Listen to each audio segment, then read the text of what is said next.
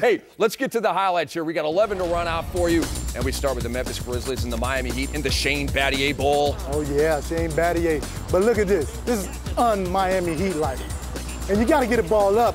Come on, Rudy Gay, get that ball to your point guard. Big guys never give it to little guys. That's never. Hey, and speaking of turnovers right there, the Heat committed 11 of them. You see Wade missing. What was that? The Heat had 11 turnovers in the first quarter, most in any period for them since February of '06. Then it's an alley-oop. OJ to Rudy Gay. Memphis up 25-13. Sam, we go to the second quarter. Here's Gilbert Arenas. If he can knock down threes, then he's going to help them. They don't need defense. They don't need him playing the point guard.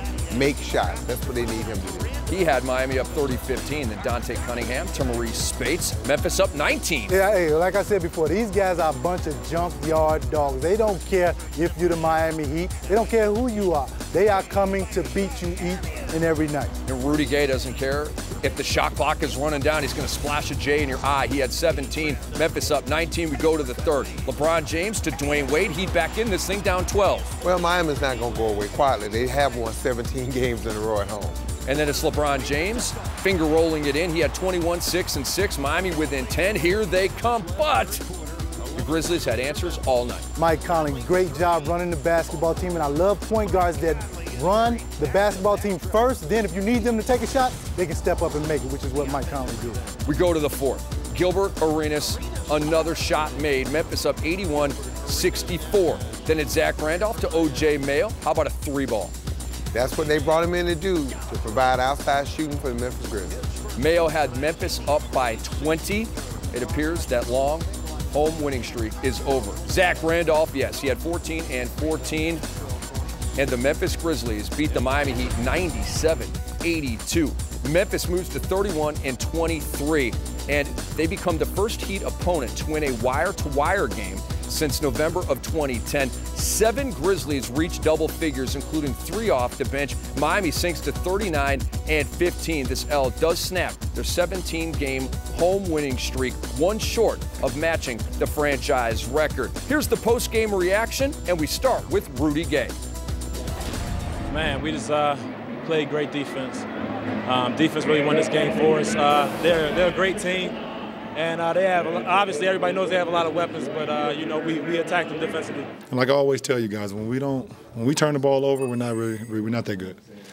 We understand that. We know that, you know, and we had a lot of, we don't care when we have attack turnovers. Guys get into the lane, we're trying to make plays for others, and, you know, we have turnovers, but we had a few careless ones where we had easy layups, we had a few cross-court passes.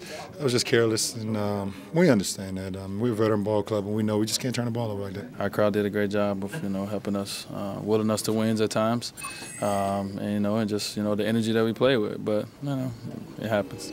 You know, some nights it's going to be great, some nights it's not. So, I mean, you can't really worry about it. And we take a look at the struggles for Dwayne Wade in April. 18 points per game in this month. I mean, far below his regular season average. He's shooting below 40%. And he did miss Tuesday's game against the Philadelphia 76ers with a bruised left knee. Returned the next night, and he's been playing through it. Is that the deal here, Sam, that Dwayne Wade is banged up, or what do you think's going on with him? Well, everybody's banged up. Kendall said this earlier. This time of year in a shortened season, everybody got nicks and bruises. But you got to play to your strengths. Right now, the Miami Heat are they're feasting off turnovers. But when they don't create turnovers, how they're scoring? They're not a great perimeter basketball shooting team, so they're playing a lot of one-on-one basketball. You look at the Dwayne Wade stats, 7 assists, 10 turnovers.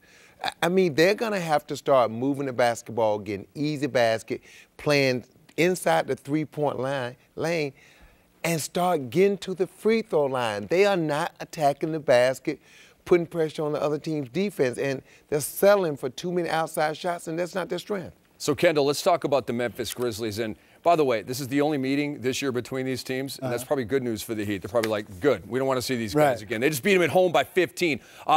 Gilbert Arenas came off the bench and really helped this team kind of stretch the lead and hold Miami at arm's length.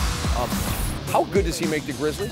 He makes them very good, especially if he can continue to knock down that outside shot. He's not the Gilbert Arenas he used to be, where he had a multitude of offensive weapons where he could go into the lane, but now he's a pure jump shooter. And tonight, they did a great job outscoring the Miami Heat's bench 36-19. If Gilbert Arenas can come along with O.J. Mayo coming off of the bench, this is one of the most potent offensive benches in the league. So he brings a lot to the table.